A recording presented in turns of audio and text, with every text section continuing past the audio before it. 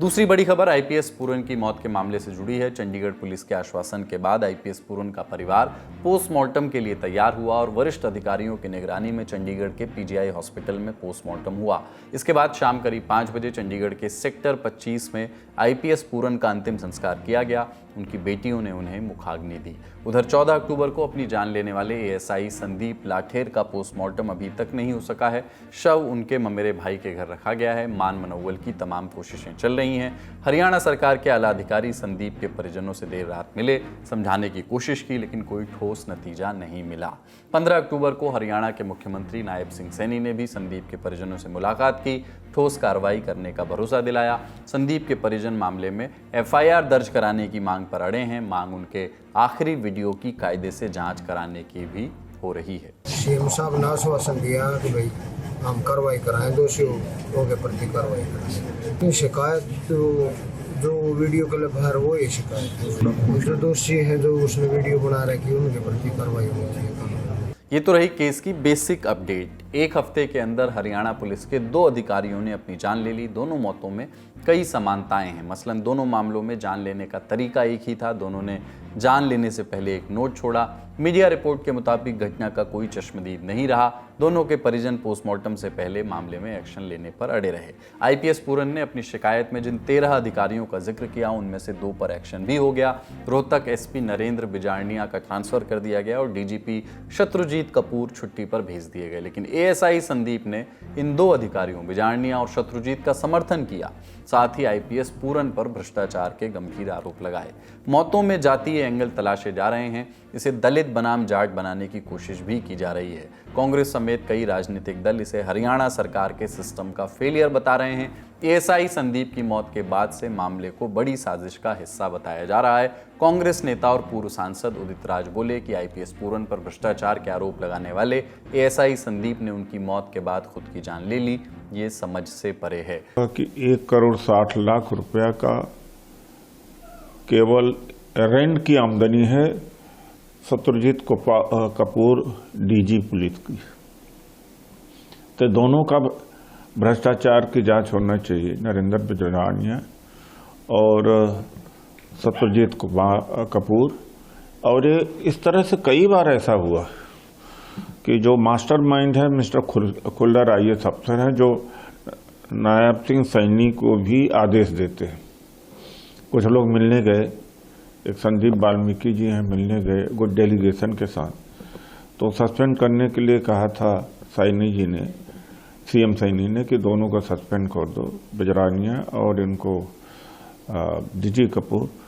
तो उसी समय जो खुल्लर हैं, वो आईएएस अफसर हैं, तो उन्होंने कहा ये नहीं हो सकता है, तो वो आदेश देते हैं। ये मामला जाट बनाम दलित करने का है। उधर केंद्र सरकार के 3 केंद्रीय मंत्री आईपीएस पूरन के घर जाकर परिजनों से मुलाकात कर चुके हैं। रामदास अठावले, रवनीत बिट्टू और चिराग पासवान, तीनों ने आईपीएस की मौत की ढंग से जांच और ठोस कार्रवाई का भरोसा दिलाया है। फिलहाल इस खबर में इतना ही। 2 अधिकारियों की मौत से आरोप प्रत्यारोप की शक्ल में उठते सवालों का जवाब मिले।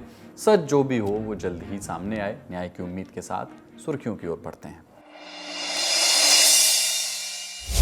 ब्लैक टी और ग्रीन टी में ग्रीन टी ज़्यादा हेल्दी क्यों लगती है? क्या हरे रंग के प्रति हमारा कोई पूर्वाग्रह है या हरे रंग ने ये रुतबा कमाया है? दिवाली वाले वीकेंड पर तसल्ली से सोचिएगा। फिलहाल chief justice of India BR Gavai की अगुवाई वाली बेंच ने दिल्ली एनसीआर में ग्रीन पटाखे जलाने की परमिशन दे दी है, लेकिन परमिशन के साथ कुछ शर्तें भी दी हैं। उन्हें जान लीजिए। ग्रीन पटाखों का इस्तेमाल केवल दिवाली से 1 दिन पहले और दिवाली वाले दिन होगा। इन दोनों दिन ग्रीन पटाखे सुबह 6 बजे से 7 बजे और रात 8 बजे से 10 बजे ही फोड़े जा सकेंगे। ग्रीन पटाखे तय जगहों पर ही फोड़े जा सकेंगे। पटाखों की बिक्री केवल 15 अक्टूबर से 21 अक्टूबर के बीच होगी। पटाखे केवल तय जगहों पर बिकेंगे। सिर्फ सर्टिफाइड कंपनियां ही बेचेंगी। ऑनलाइन पटाखों की बिक्री पर बैन रहेगा। सिर्फ क्यूआर कोड वाले पटाखे ही बेचे जाएंगे। हालांकि दिल्ली एनसीआर में हवा खराब होनी शुरू हो गई है। AQI 211 दर्ज किए जाने के बाद पूरे एनसीआर में ग्रैप 1 यानी ग्रेडेड रिस्पॉन्स एक्शन प्लान लागू किया गया है। अगली सुर्खी राजस्थान के जैसलमेर से है, जहां एक बस में आग लगने से 21 लोगों की मौत हो गई, जबकि 16 लोग घायल हैं।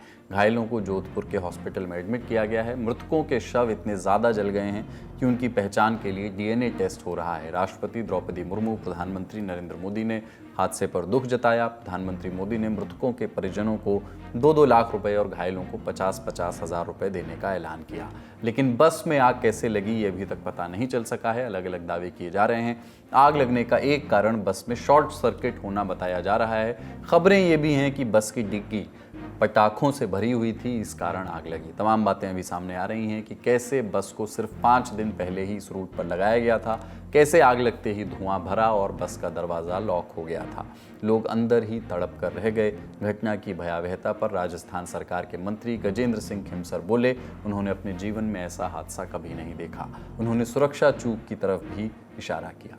जिस बुरी तरीके से चली है बस, जो विस्फोट हुआ जिस तरीके से, मैंने कभी जिंदगी में नहीं देखा। हम जो है डीएनए का टेस्टिंग कराएंगे।